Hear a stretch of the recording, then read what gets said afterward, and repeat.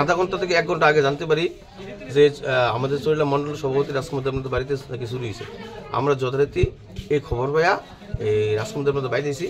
বাড়িতে এসে দেখি দরজা মরজা সব খোলা। আমরা ঘরে ঢুকি সেটা এই এলোমেলো থেকে জিনিসপত্র যা আছে সব উলে রাখছে। তখন আমি রাজকুমার দেবনাথে ফোন করি। রাজকুমার মারে নিয়া এই হাঁপানি হসপিটালে ভর্তি। তখন রাজকুমার ওইখান থেকে খবর পেয়ে আইসেরা ঘরে ঢুকছে। ঘরে ঢুকে সেরা কী জিনিস ছিল দেখছে আর কী জিনিস নাই।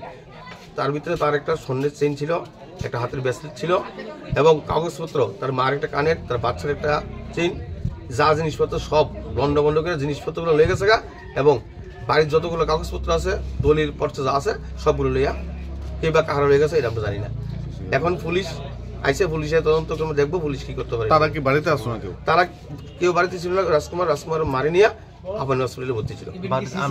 বাড়িতে আমরা দেখলাম যে সিসি ক্যামেরা আছে। দেখছি আমরা সিসি ক্যামেরার যে মেশিনগুলা, এই মেশিনটা নিয়ে গেছে, তারটার সিরা মেশিনটা লয়ে গেছে। ঘটনাটা কি মানে আপনারা কিভাবে দেখছেন? আমরা চাই এই বিষয়টা আর্থ দপ্তরের কাছে আবেদন করবো, এই বিষয়টা যাতে তদন্তক্রমে সঠিক সিদ্ধান্ত করে যাতে এটারে ধরা হয় এবং সমাজ যাতে ভালো থাকে এইদিকে লক্ষ্য রাখবো আর্থ দপ্তর। মোটামুটি কত টাকার জিনিস হইব বা টাকা? প্রায় ধরেন 2.5-3 লক্ষ টাকা।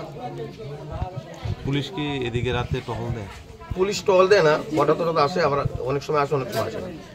মানে যদি রেগুলার এদিকে পুলিশি টহল থাকতো এই ধরনের ঘটনা কি না? পুলিশের টহল থাকতো তাহলে এই ধরনের ঘটনা আর ঘটতো না। এরকম অনেক ঘটনা এই উত্তর উপজুর মধ্য উপজুর এলাকা হয়েছে।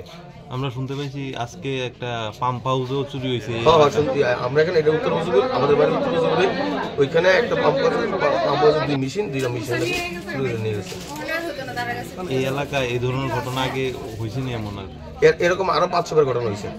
আমরা পুলিশে জানাইছি, পুলিশ কি ব্যবস্থা নেয় তদন্ত করে তারা দেখবো কি করে তারা।